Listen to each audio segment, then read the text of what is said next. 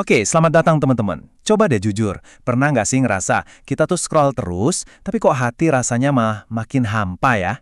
Nah, di bahasan kali ini, kita bakal ngupas tuntas soal penyakit modern yang jujur aja, kayaknya kita semua pernah ngerasain, hati yang terganggu.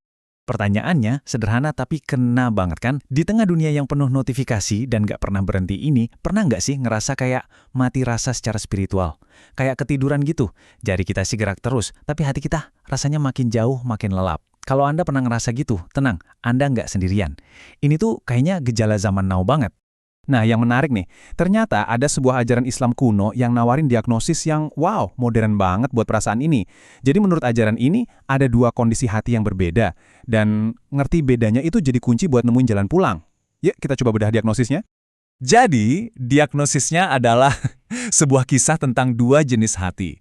Menurut sumber yang kita dalami, penyakit spiritual ini muncul dalam dua wujud yang beda banget.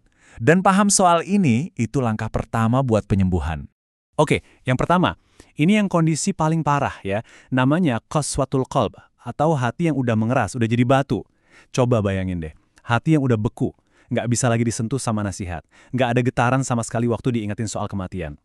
Kata sumbernya, ini tuh titik di mana kita paling jauh dari Tuhan. Ngeri ya? Nah, disinilah bedanya jadi penting banget. Kalau hati yang keras tadi itu ibaratnya telinga yang udah tuli permanen, ada kondisi kedua yang disebut ghaflah atau lalai.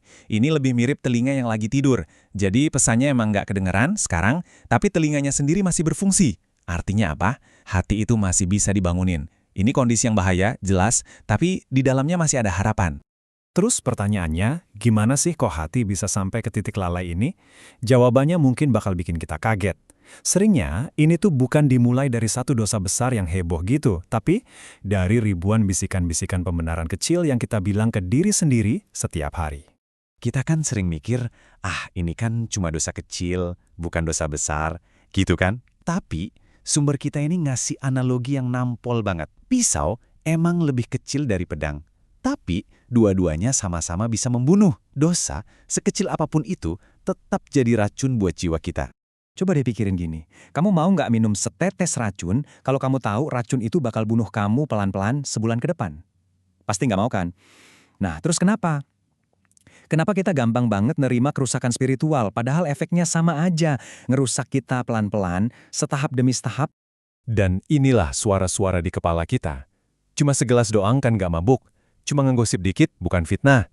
Cuma pegangan tangan doang, bukan zina. Kita selalu coba merasionalisasikan ini sebagai sesuatu yang ringan. Tapi menurut ajaran ini, setiap satu langkah yang menjauhkan kita dari tujuan akhir kita, itu adalah racun. Racun yang menetes, merusak hati kita, setetes demi setetes. Oke, jadi apa sih akar dari semua kelalaian ini? Sumbernya nunjuk ke satu konflik yang paling dasar. Satu hati yang berusaha jalan ke dua arah yang berlawanan di waktu yang sama.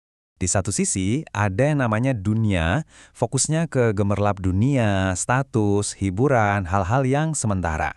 Nah, di sisi lain ada akhirah, tujuan akhir kita yang abadi. Kalau hati kita udah penuh sama yang pertama, ya otomatis dia bakal lalai sama yang kedua. Ini bukan berarti kita harus ninggalin dunia, sama sekali bukan. Tapi soal ngelihat dunia ini sebagai kendaraan, bukan tujuan akhir. Analoginya sederhana banget tapi dalam. Gini, kalau tujuan kamu itu ke Jakarta, kamu nggak mungkin kan ambil jalan yang ke arah Surabaya kan? Ya nggak nyampe. Nah, hati kita juga gitu. Hati tuh nggak bisa sepenuh hati ngejar dua tujuan yang berlawanan arah. Ujung-ujungnya, dia harus milih satu. Oke. Setelah diagnosis yang kedengerannya serius banget, sekarang kita pindah ke bagian resepnya. Kabar baiknya, kalau hati bisa ketiduran, artinya dia juga bisa dibangunin. Dan sumber kita ini nawarin beberapa langkah yang praktis banget buat ngelakuinnya. Resepnya ini punya dua bahan utama. Yang pertama, zikir. Maksudnya secara sadar dan terus-terusan ingat sama Tuhan. Menjaga dia tetap jadi pusat pikiran dan ucapan kita. Terus yang kedua, dan ini mungkin kedengarannya agak aneh, adalah sering-sering ingat mati. Coba lihat angka ini. 70. Menurut sumbernya, disebutkan kalau Nabi Muhammad itu mengingat kematian paling nggak 70 kali setiap hari.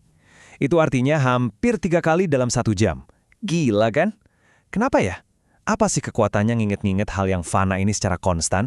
Jadi ingat mati itu bukan soal jadi murung atau sedih ya. Justru ini alat buat bikin kita fokus, bikin jernih pikiran.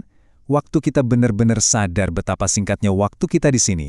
Semua gangguan dunia, notifikasi sosmed, pengen ini itu, tiba-tiba kayak kehilangan kekuatannya. Kematian itu ibarat lensa paling kuat buat memfokuskan hidup kita.